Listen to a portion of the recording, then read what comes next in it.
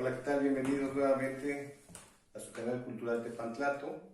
En esta ocasión tengo el honor de recibir a la maestra Guadalupe Carrillo Sánchez, que ella es psicóloga y terapeuta profesional, que nos va a hablar de los factores de riesgo relacionados a la delincuencia juvenil.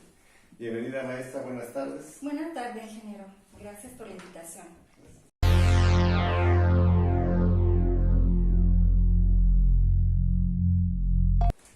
Maestra Carrillo, ¿y la adolescencia se divide por etapas, por edades, por periodos, o cómo es que se divide la adolescencia?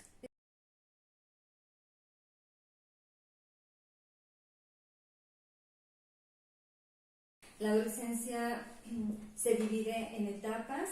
Se considera la adolescencia temprana, que es de los 10 a los 13 años de edad, y es donde el adolescente ya experimenta fantasías sexuales, está muy al tanto de sus cambios físicos, hay mucho cambio humoral y bueno, hay mucho interés también por su grupo de pares. La segunda etapa, que viene siendo la adolescencia media, abarca de los 14 a los 16 años de edad. Aquí ya se da el enamoramiento, se va dando también mucho conflicto con los padres, ya hay relaciones de pareja más estables, ya hay más seriedad. Ahí surge el enamoramiento. Así es, el enamoramiento. Aquí también se dice que es un proceso químico cerebral, ¿sí? Donde se idealiza a la otra persona y como el adolescente la quiere ver. Entonces, ese es enamoramiento. Esa es en la segunda etapa. En la segunda etapa. Y después viene la tercera etapa, ¿cómo se denomina esa etapa? Exactamente, esa etapa es la adolescencia tardía, que abarca de los 17 a los 19 años de edad.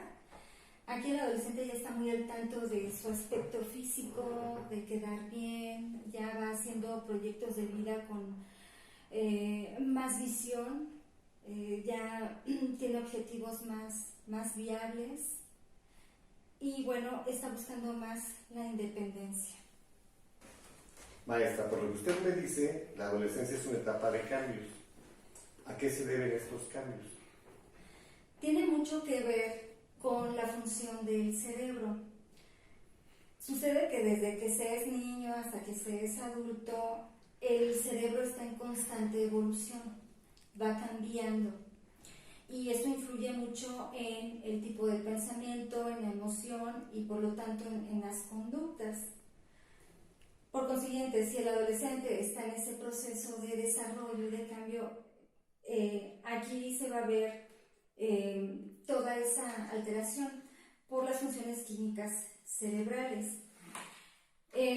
Dos zonas que están en el cerebro, que viene siendo la amígdala, llevan la función de todas aquellas emociones negativas, como son la irritabilidad, ansiedad, angustia, miedo, que son las emociones más marcadas en un adolescente. La otra parte, que viene siendo la corteza prefrontal, está precisamente en el lóbulo frontal. Se encarga de la toma de decisiones, juicio y razón en el adolescente. Entonces, considerando si el adolescente está en este cambio, en este proceso de maduración, ¿cómo va a ser esa toma de decisiones? Va a ser no atinada, no asertiva. ¿El entorno influye en esa toma de decisiones? Claro. Para toda esta evolución, desarrollo, conductas en un adolescente, siempre va a influir el contexto en donde nace y crece o va desarrollando. Entonces se va a hablar precisamente de todos aquellos factores de riesgo que van de la mano para que un adolescente se vea orillado a realizar conductas disruptivas o actos ilícitos.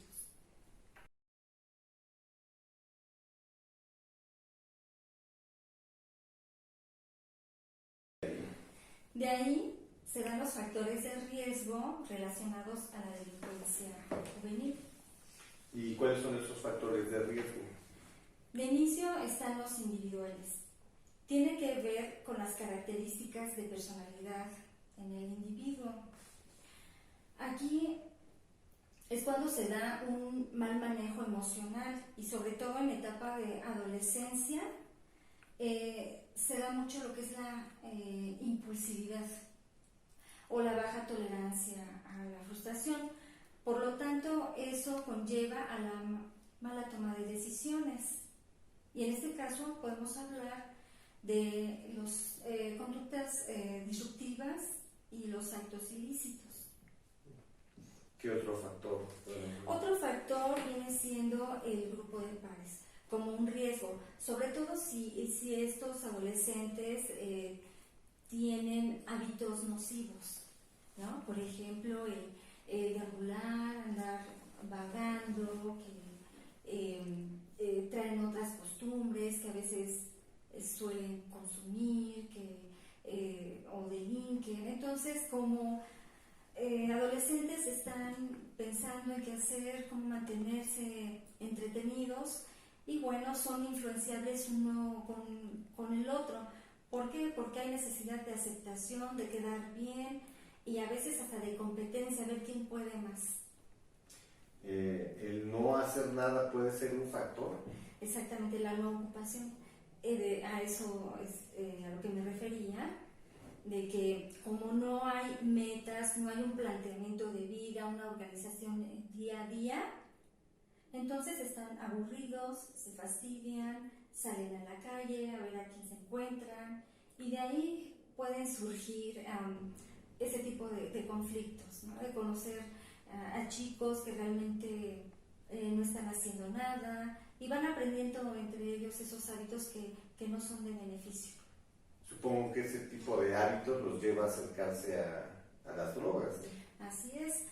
Otro de estos factores de riesgo precisamente es el consumo de sustancias psicoactivas, en donde el adolescente generalmente comienza por el querer experimentar.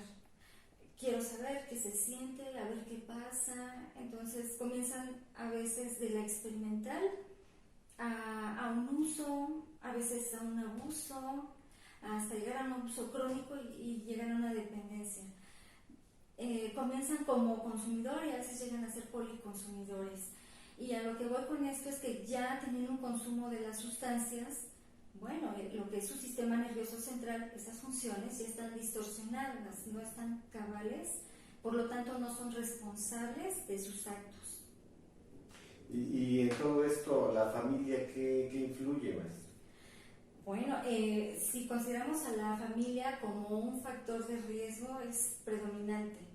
Si en el caso de una familia que se le llama disfuncional, en este caso una familia que es desintegrada, donde puede haber violencia, donde puede haber barreras de comunicación, donde se da a veces el descuido, la falta de monitoreo, más las costumbres, más los hábitos, obviamente es algo que el adolescente aprendió, va adoptando y lo normaliza, entonces ya lo va llevando de forma cotidiana. Y ahondando más en este factor familiar, si se consideran los estilos parentales, va a ser también de gran peso.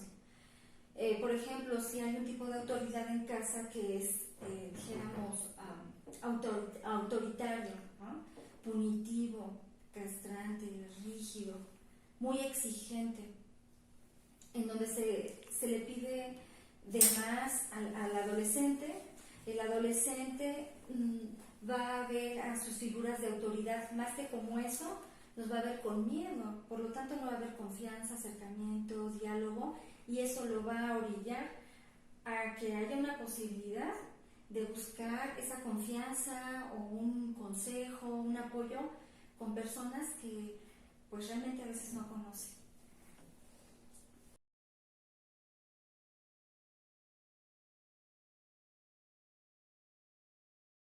Y dentro de los factores de riesgo familiares, también surgen los prejuicios, por ejemplo los debeísmos. El debo de, tengo que, es una forma exigente y de imponerme algo para quedar bien con los demás, para hacer ver que cumplo y me exijo lo que a veces no podría hacer. Y hay adolescentes que viven esa situación porque la están aprendiendo en casa. Y cuando no cumplen ese propósito que se les impone, tienden a vivir la ansiedad a un nivel elevado o también la depresión. Otro de los prejuicios es la necesidad de ser amado y aprobado por los demás, en donde el adolescente puede someterse a peticiones, a necesidades ajenas, no a las propias, desgastándose y no cumpliendo propias expectativas.